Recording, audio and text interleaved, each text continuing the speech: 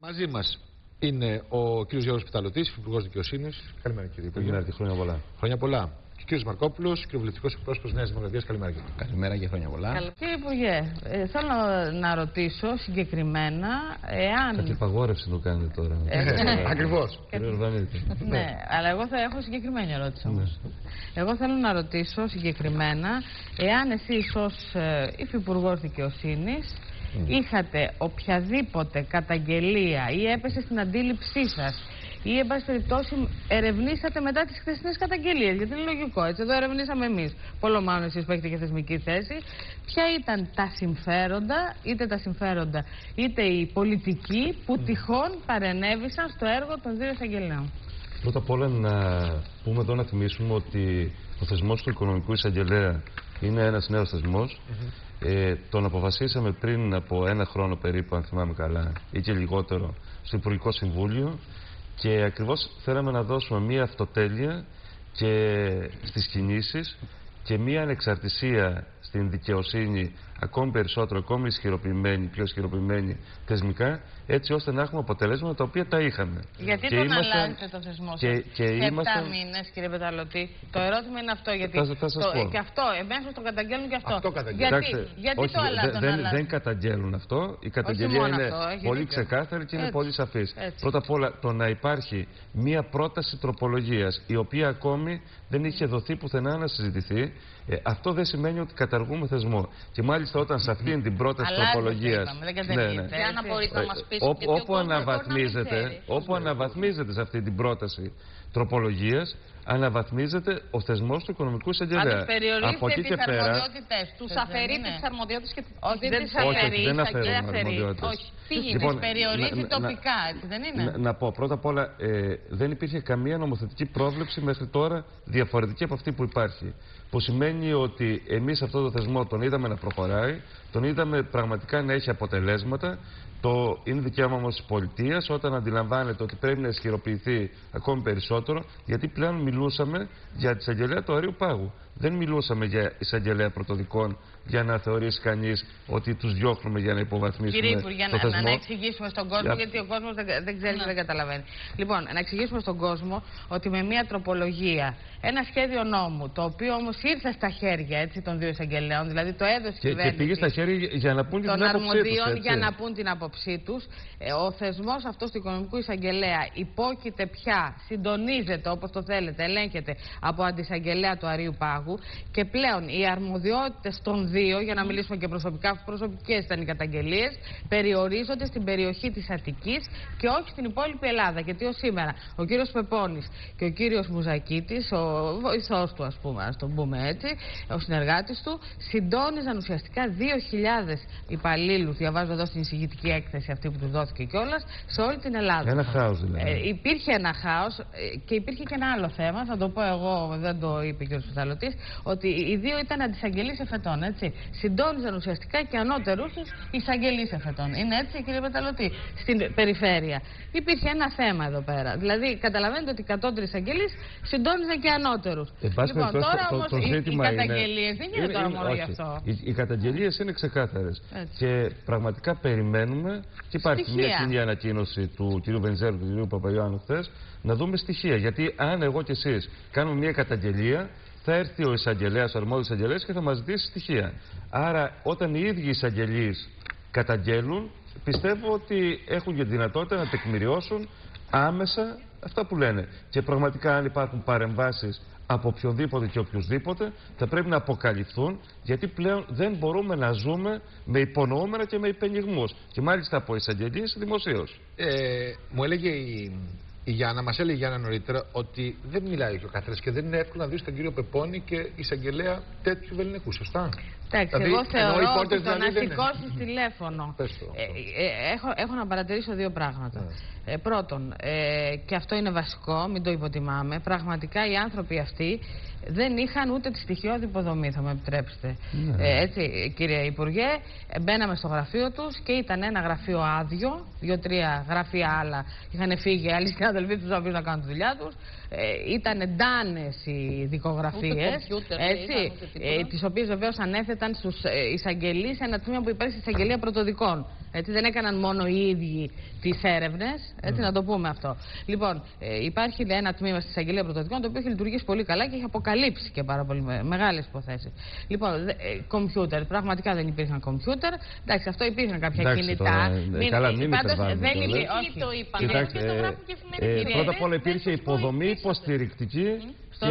Και ας μην τα ισοπεδώνουμε. Αντίστοιχα, οι δύο πήγαιναν στο ΣΔΟΕ και εκεί πραγματικά συναντούσαν αυτή την υποδομή στην οποία αναφέρεται. Στο ΣΔΟΕ περισσότερο είχαν την υποδομή. Σε εκείνο το γραφείο στην εισαγγελία εφετών, που εμείς πηγαίναμε δημοσιογράφοι, βλέπαμε μια κατάσταση, κύριε Υπουργέ, που δεν ήταν ό,τι καλύτερο για τέτοιες υποθέσεις. Μιλάμε για μεγάλες υποθέσεις. Μα γι' αυτό πρέπει να ενισχυθεί αυτή η κατάσταση. Ωραία, μακάρι. Εγώ δεν έχω αντίρρηση, αλλά.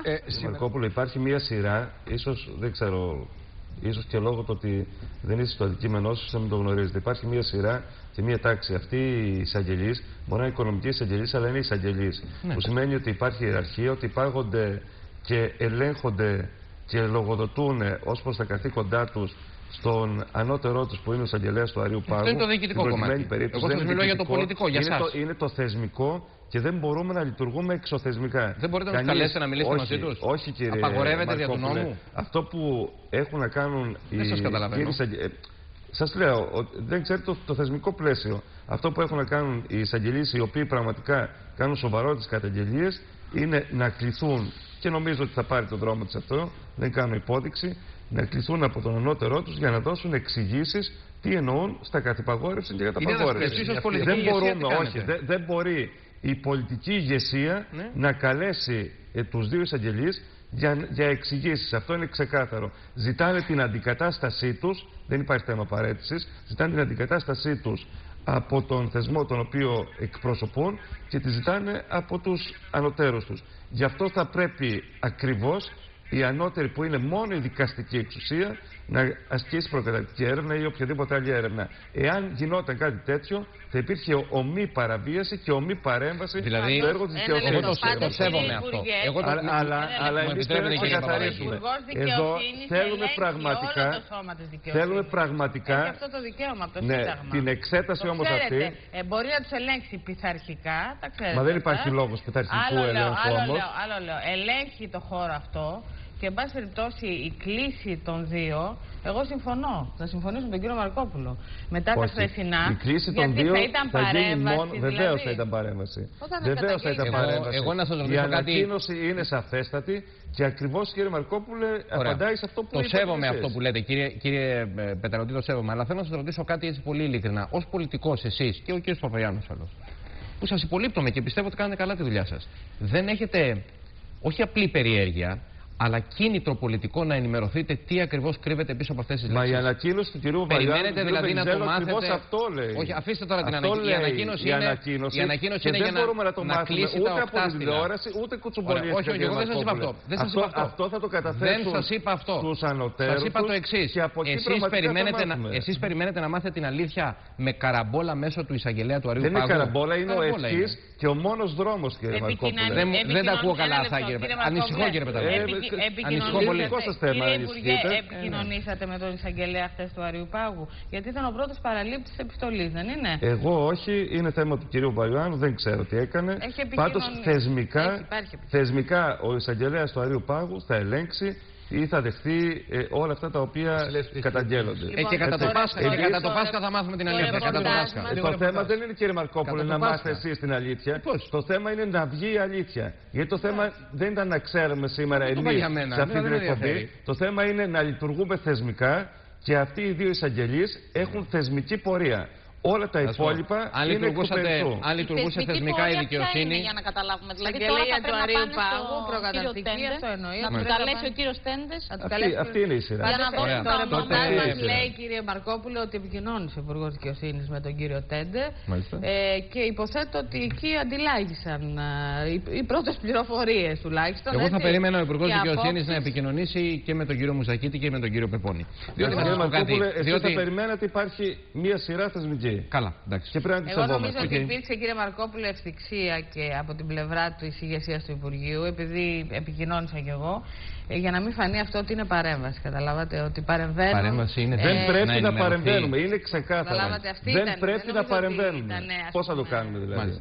Καλά. Ούτε παρεμβάσεις αλλά κάρτη γίνονται. Δηλαδή δεν παρεμβαίνουμε στη μία υπόθεση, αλλά παρεμβαίνουμε στην άλλη. Εξακολουθώ να μην καταλαβαίνω πώς η πολιτική ηγεσία δεν θέλει να ξέρει. Προσέξτε, δεν θέλει να ξέρει η πολιτική ηγεσία. Κάντε λάθος. Αλλά το θέλει να ξέρει δεν είναι θέμα κουτσομπολιού.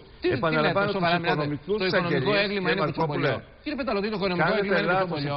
Η διαφορά στη χώρα είναι κουτσομπολιό. Εκεί δεν έχουμε φτάσει. Τους οικονομικούς εισαγγελείς τους θέσπισε η κυβέρνηση του ΠΑΣΟΚ, τους ενίσχυσε με όσα μέσα θα μπορούσε να τους ενισχύσει.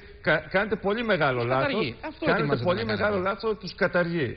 Πρώτα απ' όλα περιορίζεται από τα. Καθόλου. Όταν αναβαθμίζει τον θεσμό, τους καταργεί. Καθόλου. Ήμασταν και είμαστε αυτοί που θέλουμε να βγαίνει το οικονομικό έγκλημα, να εξιχνιάζεται και είμαστε στη μοναδική περίπτωση που έχουμε αποτελέσματα τα οποία θέλουν να ισχυροποιηθούν περισσότερο. Κύριε Υπουργέ, να μην μείνουμε άλλο σε αυτό. Μην αναστρέφουμε τα πράγματα. Είναι καθαρές οι απαντήσεις και οι ενστάσεις του συνομιλητή μας. Εγώ εδώ είδα. Εξάλλου, συγγνώμη να πω ότι κάτι άλλο. Στο Υπουργείο Οικονομικών, κύριε Μαρκόπουλε, υπάρχει υφυπουργός της Νέας Δημοκρατίας. Ναι, και.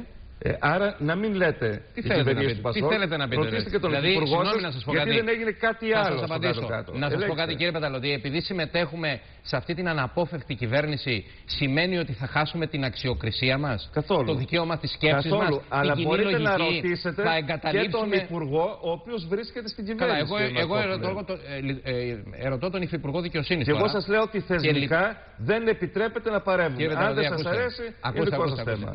Να σας πω κάτι. Δεν είναι προσωπικό αυτό που θα σας πω. Ξέρετε πολύ καλά ότι η προσωποποίηση στην πολιτική χάνει την ουσία.